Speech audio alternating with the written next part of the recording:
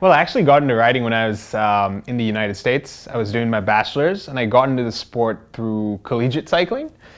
And I keep telling people the reason I got hooked on the riding wasn't so much the bike riding. It was the social aspect of riding, and just hanging out with a bunch of like-minded folks who, in their free time, decided they wanted to flog themselves on the bike, and that's how I got into it. And then got introduced to racing, and then, figured out that I was pretty good at one particular aspect of racing, time trialing, and then just it just snowballed from there, really. So that's how I got into it. So you were racing over in America? Yep, in college. So the nice thing about collegiate racing in the United States is it's such a low pressure, kind of racing environment. It was really, for the majority of us, it was a reason to, escape on the weekend, get away, do a road trip. And so because it was that kind of racing where it wasn't all about the results and it was more about just getting out there, having fun, it was a great way to get into it. And then started getting introduced to non-collegiate racing and, that kind of stuff. Awesome. Yeah. So then from there, the States, did some racing, Yep. Really got a time trialing. Yeah. What happened after that? Well, after that, the seed was planted, bunch of, in college, as you do, you spend the night out, a little inebriated, and, mates joke around about, what is your deepest, darkest fantasy related to bike racing, and, we joke, and, someone says, oh, it'd be cool, going professional, or, and a mate of mine joked, how wouldn't it be cool if you went back home and won your national TD title, and that was it. It stuck. It was that seed that was planted. It was inception, and it just grew from there, And 4 years later, decided to go back home and do exactly that, and that's where it started. And then I started it started becoming a little bit more serious. The goals started getting a little loftier. Winning your national title was one thing, but then trying to do something that's never been done in the sport in India, which is really step outside of the country and see what the real level of racing's like, So going to Europe and basing myself there for about 3 months was an amazing experience. I realized that it isn't so much, you can't really say that talent's what's holding you back when there's so much more you can do. There's so much more to grow if you're just exposed to that level of racing. There's a lot of progression, and that's what happened. In 3 months, I went from, national TT title, not finishing kermesses, to being in the front group. And I was like, if that's what can happen in 3 months, what can happen if there's more stimulus? And then that year kind of allowed me to. It was sort of a stepping stone to reaching out to teams outside. No one really cared if you were the Indian national time trial champion. No one has heard about cycling in India. Nobody really cares. But you tell them you went to Belgium, and you talk to them about this progression, and you talk to them about your top 20s and top 15s and kermesses within 3 months, and then they're kind of interested. Okay, you're the Indian national TT champion, but you've also raced in Belgium, and you're in the front groups, and you're progressing. And so that opened up a couple doors. And one of them was the opportunity with State of Matter. Yeah. And we talked about it, and we felt that we could both benefit from it, and ran with that, and then that kind of led to a rather innocent evening that I spent up in a mate's place in Bendigo, of all places, eating dinner, and I get this message out of the blue, saying, hey, call me back. This is important. Okay, a guy in India who I've never heard from in a long time. And I reply to his message and follow up and find out that India has the opportunity to go to the Worlds for the first time in a very long time, in about 25 to 30 years. And just followed that. And this is 2 weeks before before Worlds. Yeah. So my initial reaction was that of shock.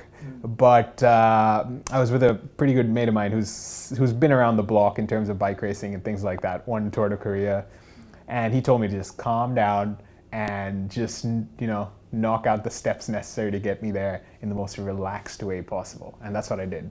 Yeah, so it was in Qatar, and man, I didn't know what to expect, and so that was the whole part of kind of my approach to Worlds was. I can't really surprise anyone massively, but I can mess it up if I do the wrong things in training. And that's when I reached out to you, and we had 2 weeks left. Yeah. And sometimes training is not so much about what you need to do as opposed to what are the things that you shouldn't do. You know, what are the things that can totally sabotage, training. You know, and so I think that conversation that we had is what are the 4 sessions that I can do between now and D-Day to maybe not boost and to maybe not progress too much, but just kind of hold what I have, because I'm in a good place, right? So how can we hold on to that? And so that was because we were working towards your national time exactly trials. Yeah, exactly. So we were working towards national time trials that was 8 weeks away, and then all of a sudden this shows up 3 weeks before that. Yeah. So how do you adjust on the fly? You Just know, a little bit of a polish. exactly. Yeah. So that was the best part about having you to bounce those ideas off of. That was money. Fantastic. Yeah. So then you came back to India. Yep. Nationals. Yep. And that was also very interesting because I'm usually used to, being a little clinical in my training and things like that. I've got to see those numbers just kind of increasing week to week. And unfortunately, this time with the worlds coming in between, I didn't have the luxury of that perfect build. And I also, normally I spend, 2 weeks to a month where I'm going to race, ride the course over a bunch of times, get familiar with the conditions. But this was a different kind of approach to nationals from what I'd previously done, what I was comfortable with, which is just land, get on the ground, be ready to perform, So that was that was a new experience for me. And if you're riding at the continental level, it's something that you have to do pretty often. But for me, it was the first time that I was put in that situation. And so that was also a massive learning experience. This is definitely things I learned from Worlds. For Worlds, I went there 6 days ahead of time.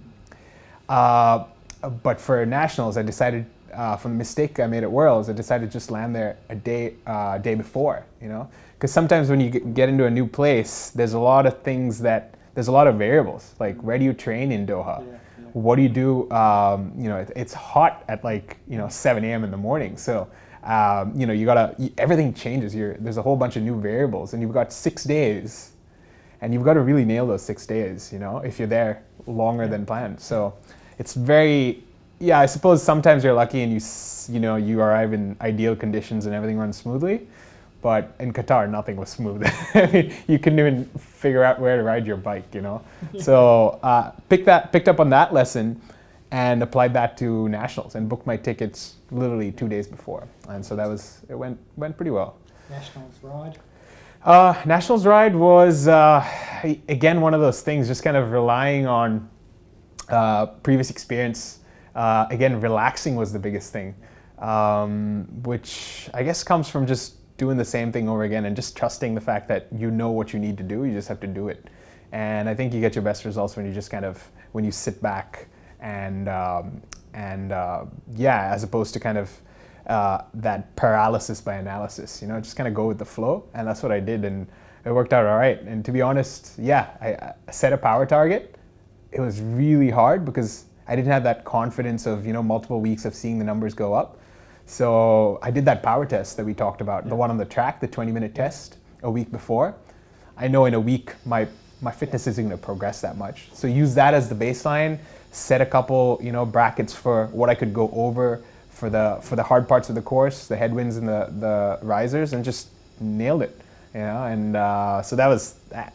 I didn't look at my speed in the end when people told me I averaged 46.5 or whatever. For me, that was something I'd never done before. So it was really good to see that I'd moved on, that much from 2 years ago, where there was a half a second gap between me and first to 1 minute and 30. Yeah, That was 30. 1 minute and 30. Yeah, Just- 2.5, dude. Obviously, we haven't worked much together. Yeah, Really. but the little that we have worked has really, it's been a different kind of relationship. I really like that I can tell you where I'm at, and you can just pick up on that, and you're able to distill what needs to be done. And then we can talk about it. Then I think I've come to a point where I need is what do we need to focus on? Yeah. And you're able to kind of, really kind of with me talking for about 5 minutes, I don't know, we haven't been working for that long, but you kind of get it because you've had the experience of working with a whole bunch of writers, you know. So, and it all goes back to that idea of specificity, I think. You know, I mean, you've got to go the TT. There's only so many things you need to do. Are you doing those things? You know, everything else is just fitness, maintenance of fitness, avoiding injury, keeping that little bit of volume going so you can progress in the next week. So yeah, that's something that, oh man, if we were talking a year ago, I wouldn't have any of that base knowledge. But yeah, I guess we just met at the right time.